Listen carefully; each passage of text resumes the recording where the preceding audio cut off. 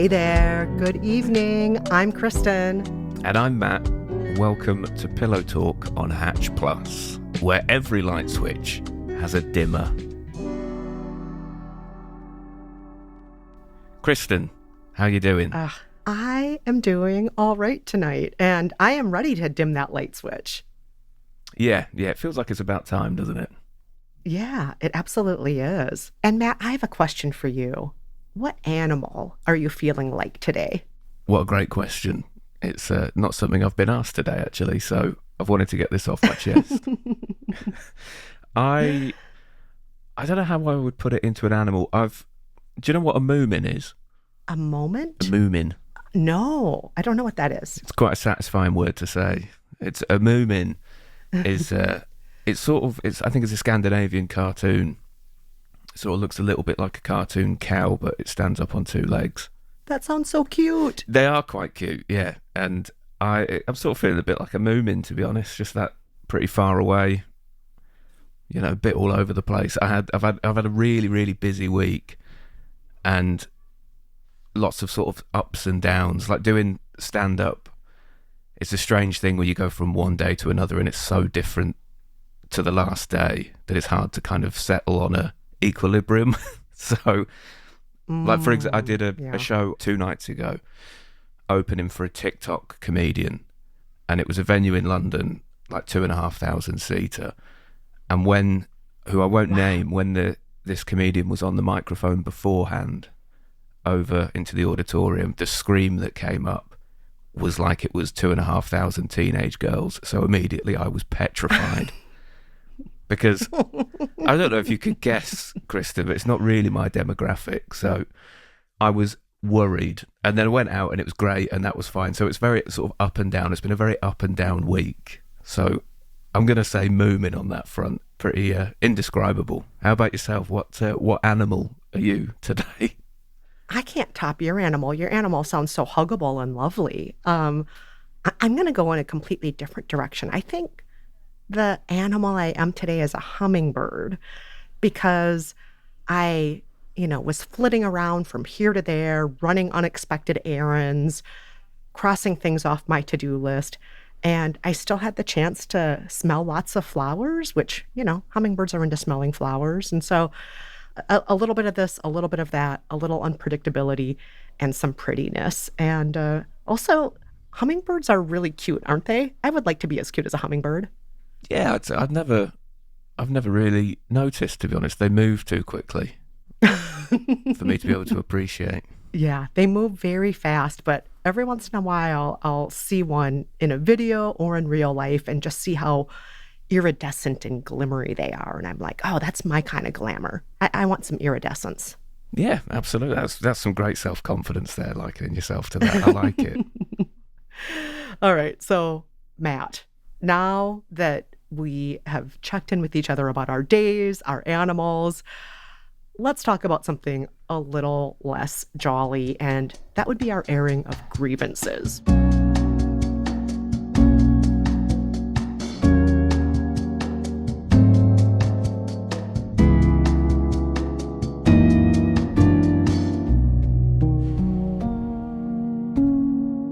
Some days you just keep stubbing your toe. Some days you're stuck on the bus with that person who is, for some reason, talking on speakerphone the whole time.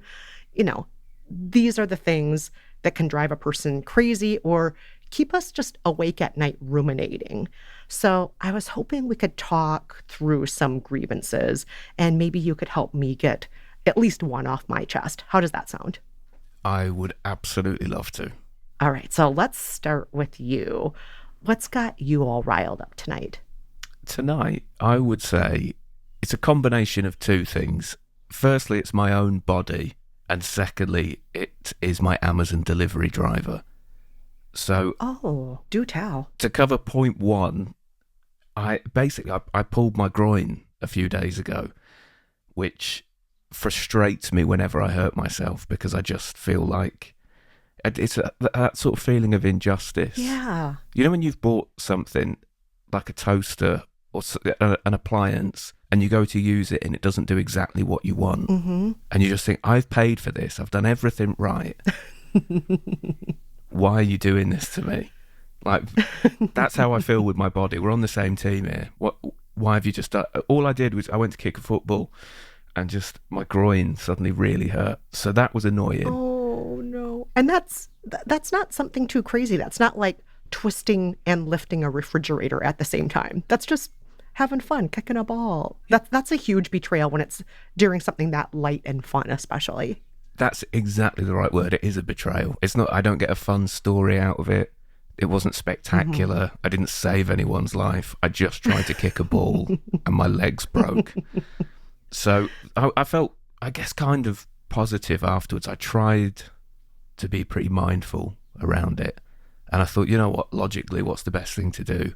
So I had some frozen, I think they were edamame beans or something, wrap them up, put them on my groin. And then I thought, what's the logical next thing? And I Googled it and they said, get a compression sleeve. And I found this one on Amazon. It wasn't cheap, it was a good one. And it came with a hot pack and a cold pack to help, speed up the recovery. Oh, And that sounds deluxe. Yeah, next level. I was excited for it. That's really kind of looking after myself. I was really positive. And then it didn't come next day, which obviously it normally does with Amazon. So that annoyed me. But I thought, well, it is what it is. You can't help these things. And the long and short of it is, about 3 days later, I was walking to my car and I saw something in the road. And I went to go and pick it up just because, if you see some rubbish outside your house, you go pick it up, put it in the bin. And it turned out it was my compression sleeve, but it had been super compressed because it had been run over several times. So the hot pack and the cold pack were just flat and the contents were empty. No. And so I just thought, well, you know what, that's that. I wasn't supposed to look after myself. What's the point? Oh, this is so much to just ruminate over. So much. First, your body betraying you. Second, the universe destroying your efforts to take better care of yourself. And third, I just have to say, you're the one who had to go into the street and discover all of this happening. This isn't something you discovered when you opened the package, when it's in your house. You had to literally find this in the street, this thing that you got to be the solution to your problem. Oh, this is so frustrating. I'm so sorry, Matt. Yeah, there is layers to it. Although actually, with you saying that, that's one positive to take out of it, I suppose, that I found it. I don't know whether it would have been worse if a neighbour had found it and had to knock on the door and say, is this your flattened groin sleeve? Yeah, it is. What's it doing out there? Don't know. I don't know why it's there. So maybe that's a positive in the end, actually. I think maybe a way to look at this is rather than be angry or upset about your groin or about Amazon or about all of the cars running over your package, maybe a better way of looking at this is to think about all the things you did right here. You did so many things right. You recognized that something wasn't feeling good in your body. You created a short-term solution with the frozen edamame. You saved the world from pollution, from rubbish. You rescued that compression sleeve from the street. And even though things didn't turn out quite right, you did like 10 levels of adulting with all of the above. And I think that's something where you can just maybe pat yourself on the back and think, maybe my body let me down, but maybe I stood up and I did the best I could under those circumstances. And maybe just thinking about that can make you feel better. It's an interesting take, definitely. Working backwards, give myself a pat on the back. Difficult because it has affected my hip flexors and that I struggle to reach my arm around. But my groin does still hurt, ultimately. Yeah, yeah. And I also I want to go back to earlier when all of this happened to you, when you first reached into the freezer and got that frozen edamame out of the freezer. What if you were a young 19-year-old kid living with 800 roommates and it's your first time living away from home? The freezer has 2 ice cubes in it. The fridge has half a leftover takeaway in it. Your roommates ate everything else in the fridge. You're an adult man that has frozen edamame in the fridge now. that's something to commend as well. Like, isn't it great to be at this point in your life where you can open the freezer or the fridge and that's there? Because I can say when I was younger, sometimes I'd open the freezer and there was nothing there. Maybe in the fridge, maybe there was half a ketchup or, some mustard or very questionable mayonnaise, but not but not the frozen edamame. That is also a very good point. I'm not even entirely sure what edamame beans are. And the fact that I have some is genuine. If 19-year-old me could see me now, he would be impressed. Although also, Yeah. 19-year-old me would not be in this situation, I don't think, which is, again, that's a bit depressing to look at. Okay, I want to have a word with your 19-year-old self, Matt. I'm gonna get a little firm now with young Matt. Okay, 19-year-old Matt, this is me scolding you. You don't know how good you have it, 19-year-old Matt. You and your soft, squishy, bendy muscles. You with the things that never ache. You who can party all night and then sleep for 15 minutes and then do a full workday. Baby Matt, you have no idea, and you don't even appreciate it. You know what? Adult Matt appreciates you. Adult Matt appreciates all the great things that you do and that your groin does. So there. So, 19-year-old Matt, you don't deserve this body. Do you know what? You're so right. I hate that guy. I really hate that guy.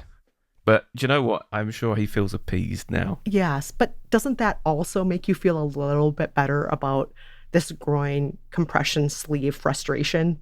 That at least you can take out your anger on someone, and the someone you're taking it out on is clueless 19-year-old Matt, who's not even taking care of your body. Let's be real. 19-year-old Matt doesn't care about taking care of you.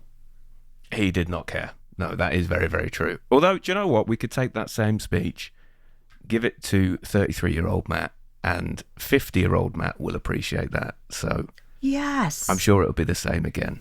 That's true. 50-year-old Matt is going to be yelling at 33-year-old Matt. Why'd you kick that ball? Yeah.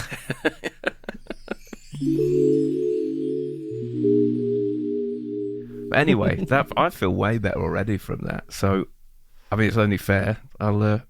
What's been going on with you? What's been getting to you recently? Oh, well, I am an avid walker, as you know, Matt. I walk everywhere here in New York. I walk for pleasure. I walk for transportation. And one thing that just drives me nuts, and I had several encounters with this over the past week, the people who decide to walk double wide, triple wide, or dare I say quadruple wide, like they're the main characters in The Wizard of Oz. Our sidewalks are only so wide here in New York. And for you to be on a double date and all of you walking very, very slowly down the sidewalk, taking up the whole thing while you lick your ice creams or do whatever you're doing very slowly, please, folks, be aware of those around you. Let other people pass. You don't have to be taking up the whole sidewalk while you walk. And I don't begrudge these folks. I'm glad they have friends. I'm glad they're on that double date. I'm glad they're eating that ice cream or whatever they're doing. But why? Why mad? Why do they have to take up the whole sidewalk? Do you know these people? Unfortunately, I do, and it's a brilliant point. And straight off the bat, you are such a better person than I am. I'm not happy they're eating that ice cream or that they've got friends. I would rather they didn't. But it is frustrating. And this might work for you, actually. I came up with a sort of solution to this a while ago. I was at a theatre in London going to see a show. And this is a weird string of coincidences. My mum's dog broke a chew toy. And for some reason, I think it's so that he didn't swallow it, I took the squeaker and just put it in my pocket just to make sure he didn't, try and eat it. So I had it in my coat pocket, and there was a line of tourists in their seats at the theatre, and I had to get to the other end of the aisle. And it was quite noisy, and they didn't speak English, the tourists, and I couldn't get them to move. And I thought, I've got the squeaker in my pocket. So I just, in my coat pocket, just squeezed it and just went, Oh, straight away. oh. You've got their attention. They're looking at you, and they stand up so you can get past. So I wonder if you need some sort of horn, maybe. I think you're right. I mean, just maybe this is too much, but do you think an air horn would make sense for me? Absolutely, I think it does. Yeah, I don't know what you mean by too much. I think that's the bare minimum at this point. An air horn is really loud, but it's going to get people out of my way if for no other reason than they just want to get away from the terrible sound, right? Yes, that is exactly it. And I do, if we're being kind to the general public, which ordinarily I'm not, but if we think that they're actually all right, they probably would want to get out of your way, but it's just that they're not aware that you're there. So I do think an air horn, it's good for everyone. That works for all parties, I think. Just one question, Matt. What if the people taking up all of the room on the sidewalk have their earbuds in and they can't hear me? Should I do something perhaps more aggressive? Should I jump in front of them? Should I shove them out of the way? What do you think I should do? That is a very, very good point, actually. I would never, particularly not on a public platform like this, advocate for physical violence. However, if they do anything that's kind of annoying on top of it, then I think you should be able to, I mean, maybe just a little shove. Not into the traffic necessarily. Just a little friendly reminder that there's other people in the world. Just perhaps a pat on the upper arm, like moving past, A little going pat. past you. Yeah, a little pat. A little gentle. Here I go. Don't mind me. Yeah, I don't think there's anything wrong with that whatsoever. I think that's fine. I mean, do you normally try to overtake, or is that too dangerous? I will do that sometimes where I'll actually go into the street for a little bit so I can pass them. Or, I've never actually grabbed two of their hands while they're holding hands and pulled them apart, but there is a part of me that sometimes wants to. Like, hey. You should. You really should. I think that's the worst one. When I see people walking kind of holding hands and taking up the whole pavement, I just want to say to them, how insecure are you in your relationship that you think if you're not clutching onto each other right now, the other one might just go? Like, that's not going to happen. Don't worry about it. You can walk one in front of the other. It's fine. Yeah. Or just like, how many minutes of the day do you have to be touching to believe in this relationship? I think about that sometimes. Like, is it okay for 7 minutes a day to not touch each other? And if so, can you make that 7 minutes a day happen right now while I'm trying to pass you on the sidewalk? That would be great. Doesn't even have to be 7 minutes, maybe 7 seconds so it can pass you. That would be great. Yeah, it's not a lot to ask really, is it? 7 seconds. I think that should be doable for most couples. Yeah, but you're right. Maybe those couples are they're desperately insecure. And now you've given me a different way to look at these people, Matt. Rather than try to force myself to think of them as good people or charitable people or future founders of nonprofits, I'm just going to think of them as sad and insecure. These are sad, sad, insecure people. They deserve my pity, not my admiration or my angst. I can just pity them. Yeah. That's fine. Do you know what? Pity is absolutely fine. It's very underrated as an emotion. Yeah. It gets talked down about too much. And I think I'd have a really good career as a therapist, I think you've already cured all my problems just with this conversation. I pity these people who are so insecure that they can't let go of the people they're with and they take up the whole sidewalk because they don't love themselves and maybe because they're losers. I feel better. That is exactly. Yeah. If in doubt, think less of people. That's what I always say. All right. Well, I don't know about you, Matt, but I'm feeling a lot better after we aired our grievances and talked to each other through our frustrations and maybe even came up with some emotional and psychological solutions should we encounter these issues in the future. I think we've learned a lot about ourselves.